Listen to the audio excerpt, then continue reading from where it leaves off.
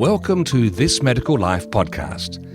These are the stories of medicine with Steve Davis and Dr. Travis Brown. This is the story of Diseased, the A to Z of medicine.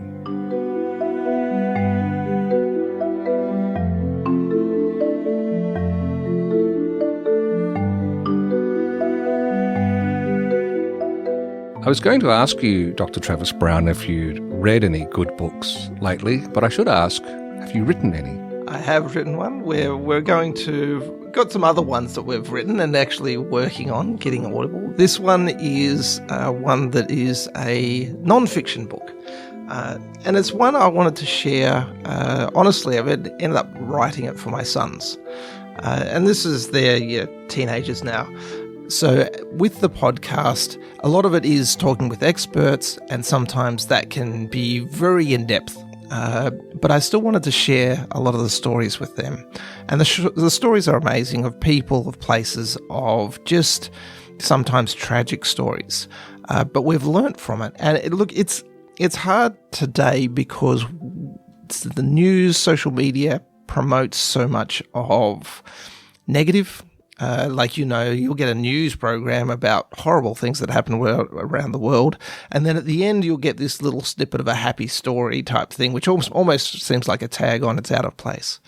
But if we actually look a little bit further, we actually you have to sort of dig a little bit to find some inspirational stories in medicine, or it's inspirational stories in general. But in medicine, they're everywhere. They're actually sort of people who have gone, for whatever reason. Sometimes it's because they suffer from something. Sometimes it's because they see people suffer from something. Even it can be just as simple as someone wanted to understand more about this condition. And so we went in. I wanted to start pulling some to get together some of these stories for them to listen to and probably just be amazed by. And they are. I've heard your sons are quite happy with this. You have the big focus for medical people through This Medical Life, and you go deep. But the history at the beginning is fascinating. And when you share those stories on our capital city radio station 5AA in Adelaide, the public responds. They love this. Well, the stories themselves are captivating, and this is the thing. Like, you actually talk about inspirational people, you talk about amazing stories, and sometimes some just misguided stuff.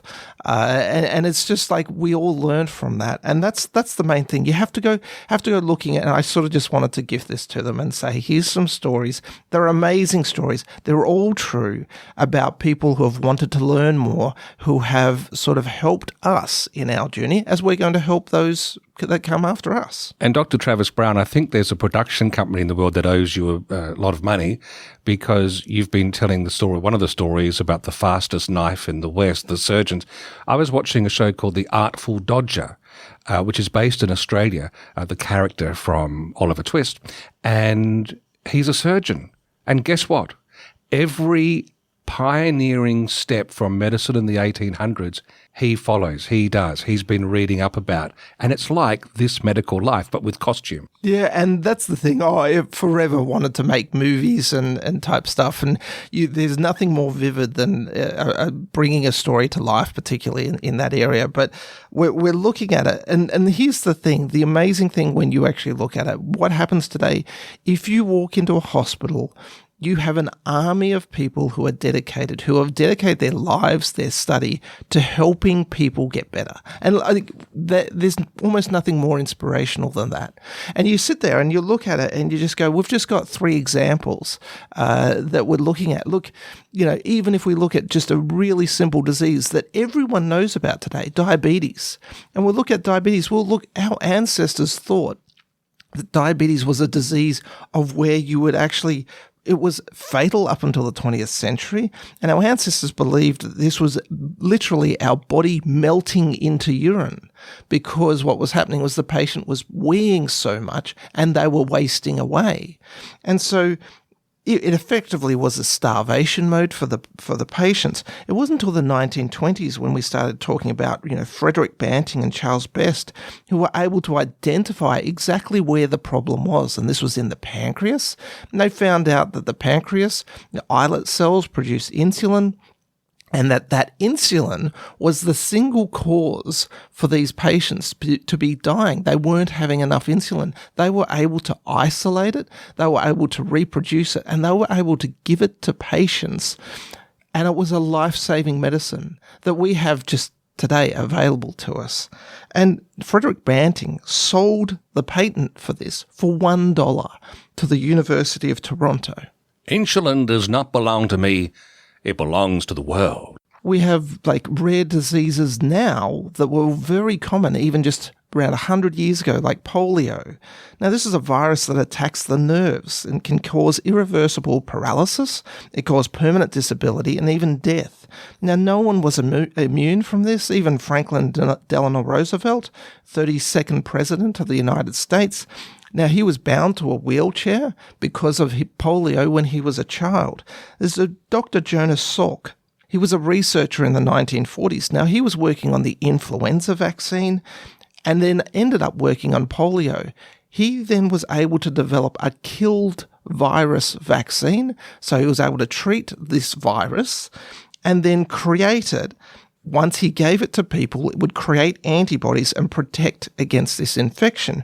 Well, he trialed it. Not only did he trial it, he trialed it on himself, lab scientist, his wife, and his 3 children to prove that it was safe.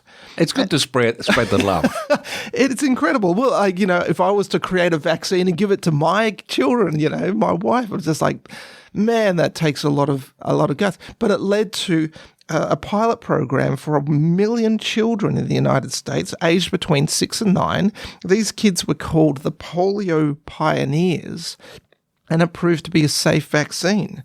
Within 2 years, polio cases had dropped per year from 45,000 to 910. And the sad thing is the social appetite, the political appetite for something like that these days has shrunk. It's been distorted. And that's the thing. But when we're looking at it, he never patented the vaccine.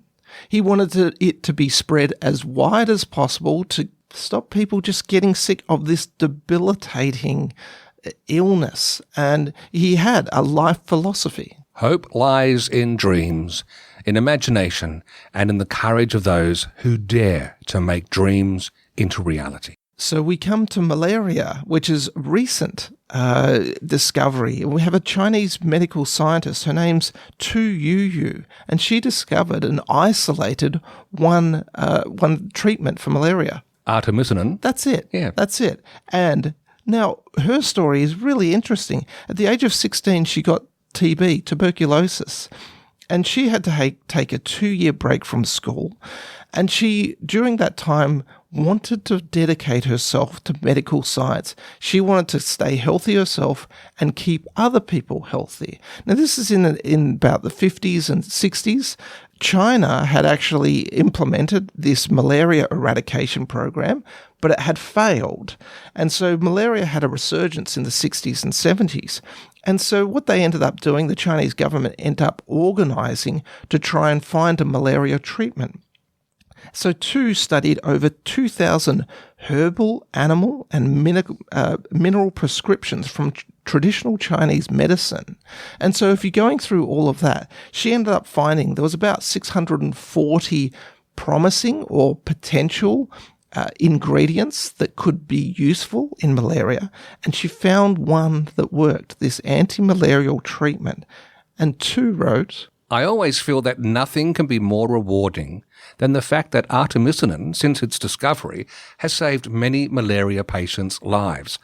Over the past several decades, more than 200 million malaria patients have received artemisinin or artemisinin combination therapies. And this is just some of the stories. These are just sort of 3 examples that you pulled out, wanting to show Xavier and Ewan, look, there are really inspirational people that are here today who will look after us, who will, dedicate themselves. And I wanted to share that with them. And this is one way to do that. And Travis, we're about to listen to one of the chapters from your book, Disease, the A to Z of Medicine.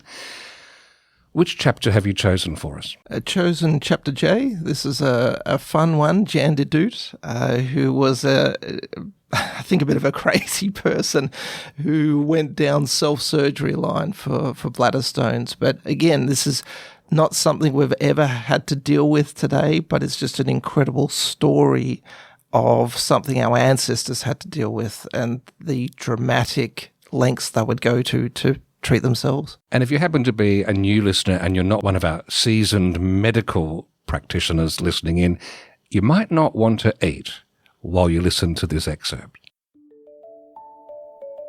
Chapter J. Jan de Doet.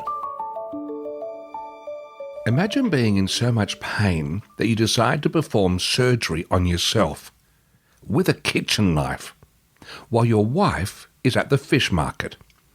That's exactly what blacksmith Jan de Doet did in 1651 when he got fed up with bladder stones. And, amazingly, he survived. This is one of the most extreme self-surgery stories in medical history. Jan de Doet is a man that had a problem in 1651. He was a blacksmith who had a recurring problem. He suffered from bladder stones that caused abdominal pain, painful urination, urgency, and incomplete emptying of the bladder. He had this done twice before, but was determined to do something different this time. Bladder stones are not a common problem today, but they used to be. In fact, bladder stones were such a common problem that there was a profession dedicated to cutting them out called stone cutters. Stone cutters existed in ancient times. The most famous description of the procedure that stone cutters used was written by Roman encyclopedist Cornelius Celsus. It was called Apparatus Minor, Lesser Operation, or Cutting on the Gripe. If none of these names sound appealing, the description sounds even worse. The patient would sit on a stool, lift their legs high into the air, and the stone cutter would cut underneath their genitals through to the bladder. Once inside, they'd reach into the bladder and pop out the stone. The procedure was performed without anaesthesia, often necessitating several strong men to restrain the patient. Ancient Romans only recommended this procedure to be done on prepubescent young boys, as the prostate was a difficult obstacle in men and could lead to extensive bleeding. However, what other option did adult males have? Even if they survived the operation, patients had potential problems with incontinence, unable to control urinating, impotence, unable to get an erection, and fistulae, abnormal connections to other areas of the body, were common problems. Hippocrates, however, apparently did not believe this was a doctor's role. In the Hippocratic Oath, he includes the statement, "I will not cut for the stone." There are stories of stone cutters travelling from city to city, conducting their trade before moving on after agitating the population. Jan de Doet had enough of hiring stone cutters, so he decided he was going to do it himself. One day, Jan sent his wife to the fish market and asked his brother for help.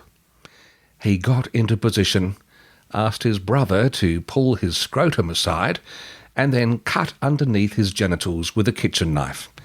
Once done, he proceeded to do squats to force the bladder stone. Using 2 fingers, he reached into his own bladder and popped out the bladder stone. It was the size of a large hen's egg and weighed 4 ounces. That's about 110 grams. He sent his brother to get a healer to close the wound. The story gained a lot of attention, and a portrait was taken of Jan by Karel van Senvoyen holding the knife and the stone. This painting resides within the University of Leiden's collection in the Netherlands. Jan had the stone mounted in gold so he could show it to people.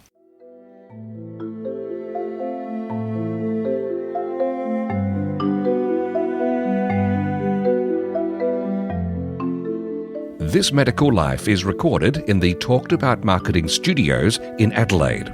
For show notes and more information about the podcast, visit thismedicallife.com.au. You can contact the hosts on social media.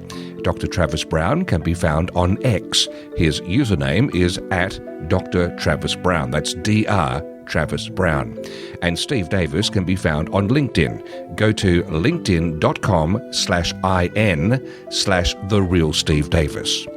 This has been a PathNotes Proprietary Limited production.